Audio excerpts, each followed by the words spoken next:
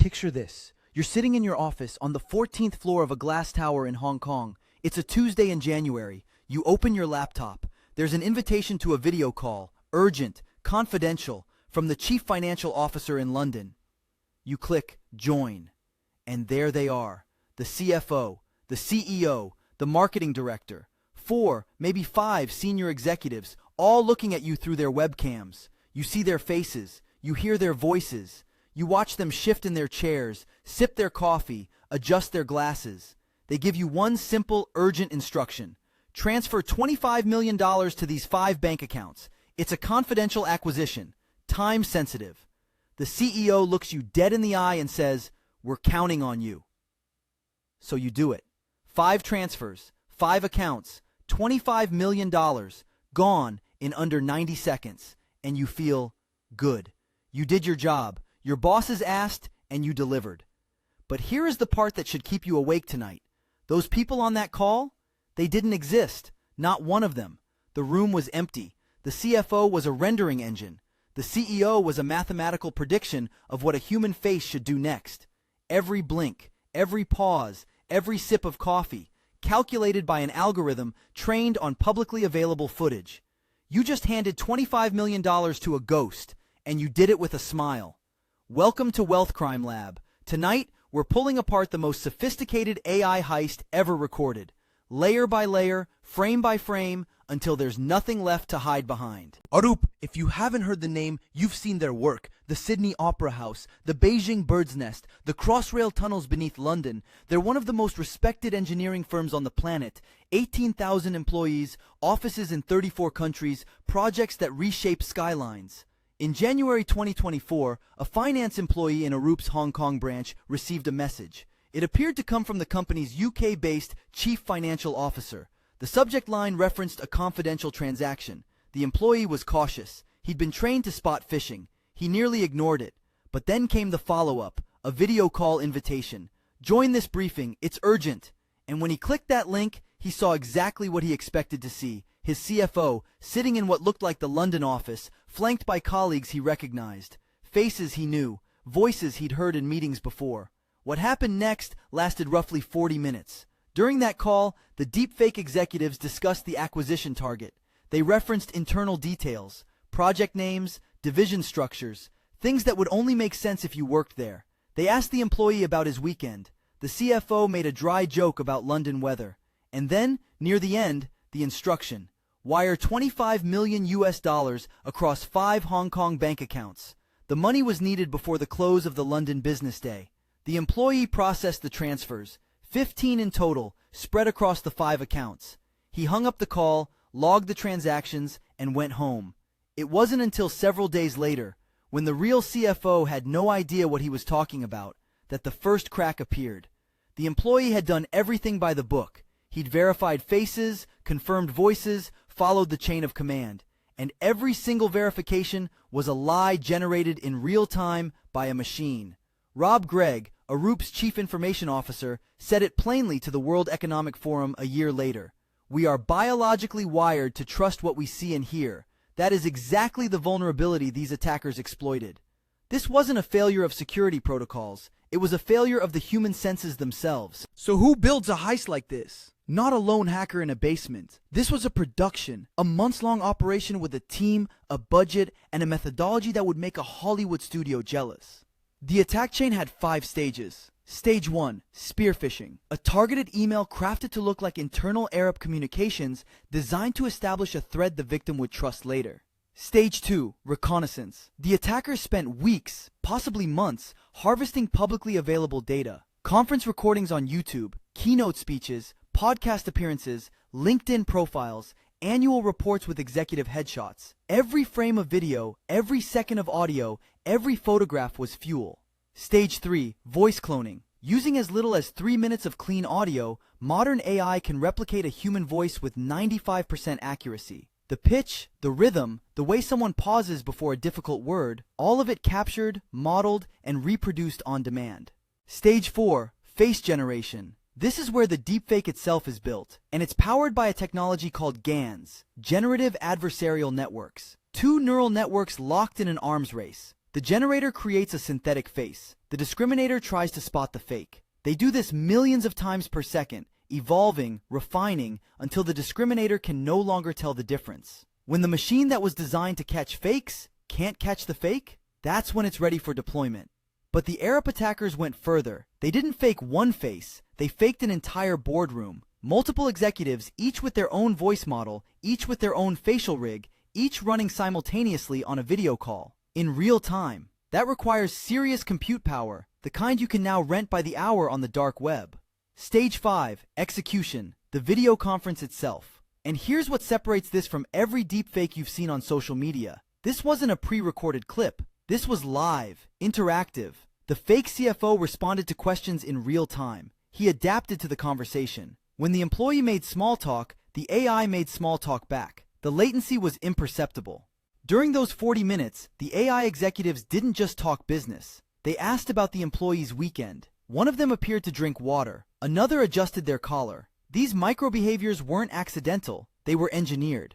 Every gesture was designed to suppress one thing, the employee's gut instinct. The tiny voice in the back of the brain that whispers, something's off. To understand why this works, you need to understand how your brain processes faces. Deep inside the temporal lobe, there's a region called the fusiform face area. It's one of the most specialized processors in the human brain, dedicated entirely to recognizing faces. And it's fast. Within 170 milliseconds of seeing a face, your brain has already decided, do I know this person? Do I trust them?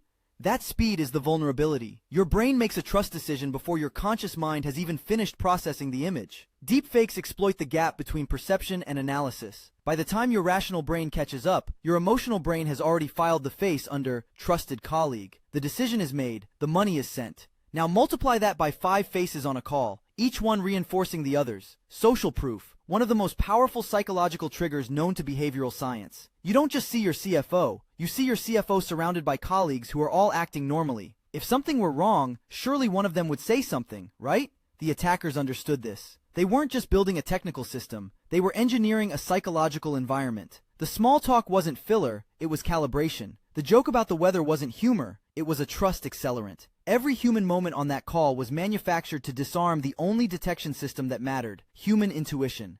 And the technology is only getting better. In 2022, producing a convincing deepfake required hours of source footage and significant technical skill. By 2025, the barrier had dropped to 3 minutes of audio and a handful of photos. Today, deepfake-as-a-service platforms on the dark web offer turnkey solutions. Upload a target's data, select a scenario, and the system builds the entire deception for you. The cost? As little as $200.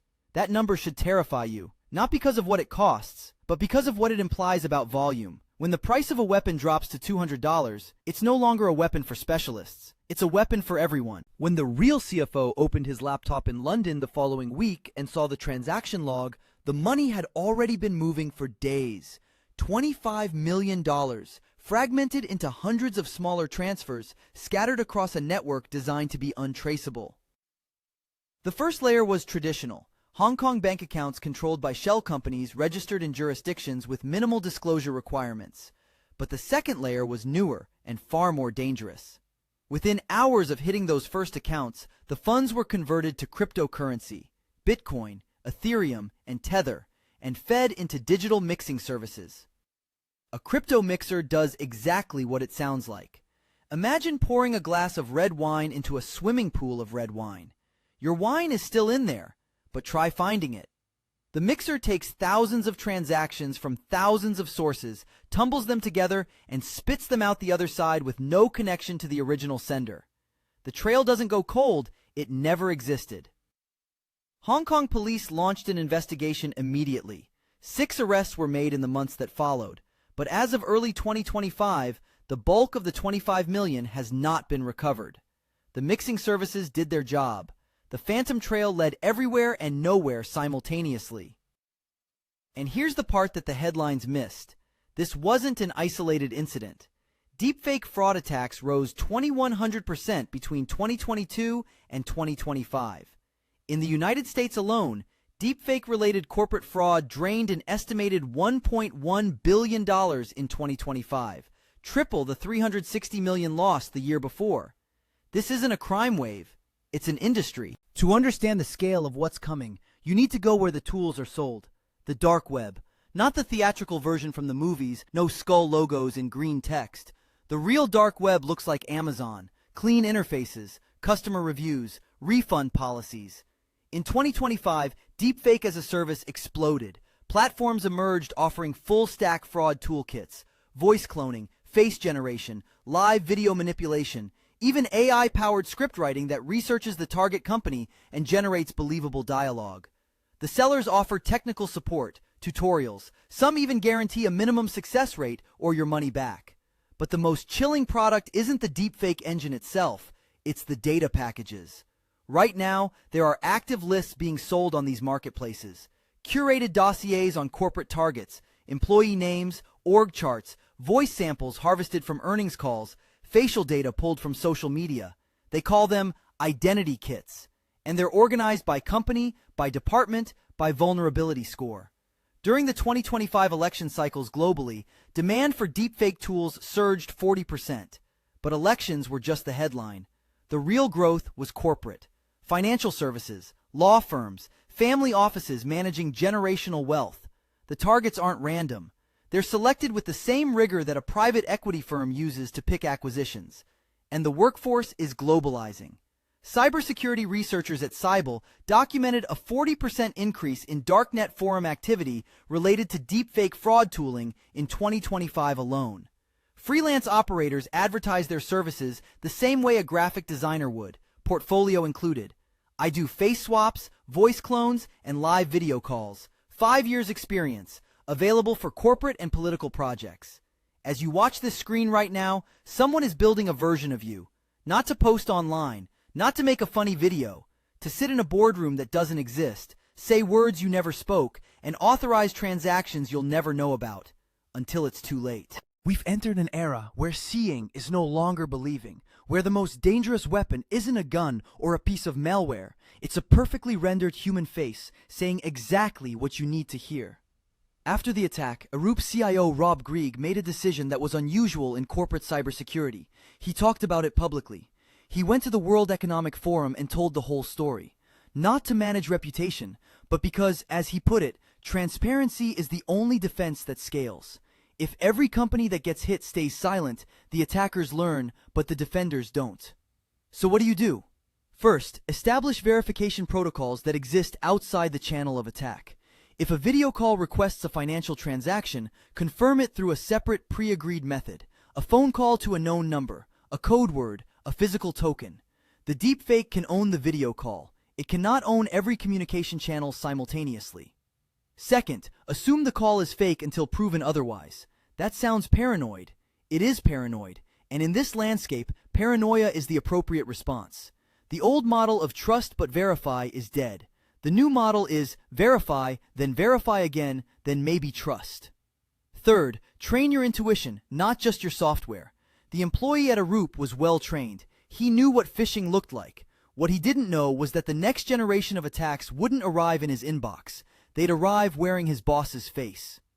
$25 million disappeared into the digital ether because a machine learned to be human faster than a human learned to doubt a machine. That is not a technology story. That is an arms race. And right now, the machines are winning. The next time you join a video call and your boss asks you to do something urgent, look closer. Is the lighting on their neck consistent with the room? Do their eyes track naturally when they glance at notes? Is there a micro delay between their lip movements and their words? Or are you talking to the architect of your own financial ruin? Money leaves a trail, but AI erases it. Subscribe to Wealth Crime Lab to survive the future of financial horror. Share this with everyone in your company, everyone in your family, because the next target won't be a faceless corporation in Hong Kong. It might be the person watching this video right now. Watch who you trust, especially when they look exactly like someone you know.